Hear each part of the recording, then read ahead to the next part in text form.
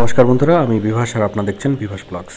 আজকের এই ভিডিওতে আমি তোমাদেরকে জানাবো এইমস কল্যাণী তারা যে রিক্রুটমেন্ট নোটিফিকেশন দিয়েছে, সেই রিক্রুটমেন্ট নোটিফিকেশানে যে পোস্টগুলোর কথা বলা হয়েছে তাতে তোমরা কিভাবে অ্যাপ্লাই করবে। সেই অ্যাপ্লাই করার জন্য তাদের অফিসিয়াল ওয়েবসাইটে চলে যাবে, সেখানেই তোমরা অ্যাডভার্টাইজমেন্টের পিডিএফ দেখতে পাবে।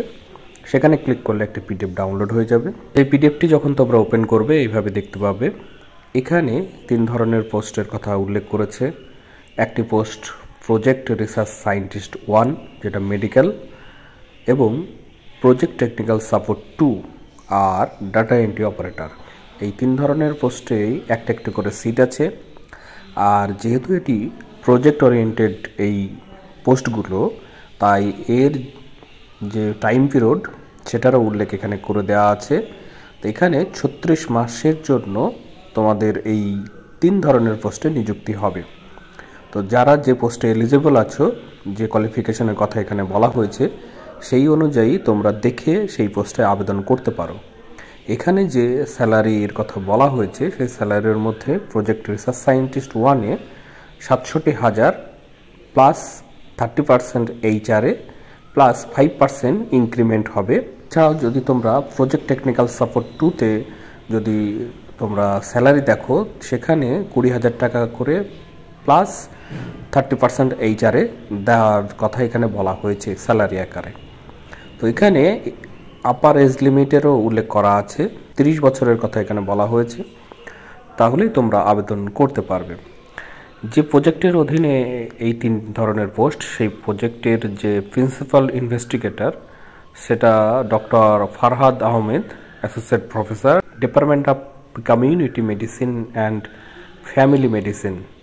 তো এখানে কো প্রিন্সিপাল ইনভেস্টিগেটরও আছে, সেটা দুজনের নাম এখানে উল্লেখ করা আছে এবং তারা কোন কোন ডিপার্টমেন্ট সেটার উল্লেখ এখানে করা আছে। তোমাদের এই যে তিন ধরনের জবের যে কি কাজ, সেই কাজের কথা এখানে বলা আছে। তোমরা এখান থেকে ধারণা পেতে পারো যে এই জবে তোমরা যদি আবেদন করো এবং সিলেক্ট হও, তারপরে তোমাদেরকে এই কল্যাণীর এইমসে কি কাজ করতে হবে তার একটা বিবরণ এখানে দেওয়া আছে। এটা পুরোপুরি ইন্টারভিউ বেসিসে নেওয়া হবে। তাই অবশ্যই তোমরা যারা আবেদন করবে, তোমাদের যে প্রেসক্রাইব ফরম্যাট এখানে দেওয়া আছে, সেই প্রেসক্রাইব ফরম্যাটটাকে ফিল আপ করবে। ফর্মটিকে ফিল আপ করার পরে তার যে ডকুমেন্টগুলো আছে তোমাদের, সেই ডকুমেন্টগুলোকে একটি পিডিএফে তোমরা অ্যাটাচ করবে, মানে মার্জ করবে, করে একটি পিডিএফই বানাবে। কিন্তু সেই পিডিএফটিকে তাদের এই যে মেল আইডি দেখছো, এই মেল আইডিতে তোমাদেরকে পাঠাতে হবে। এবং পাঠানোর সময় তোমরা যে মেল বডিটা তৈরি করবে, সেই মেল বডিতে তোমাদেরকে লিখতে হবে, এখানে দেওয়া আছে দেখো, application for the post of project research scientist 1 medical, যারা এই পোস্টের জন্য আবেদন করবে তাদের জন্য।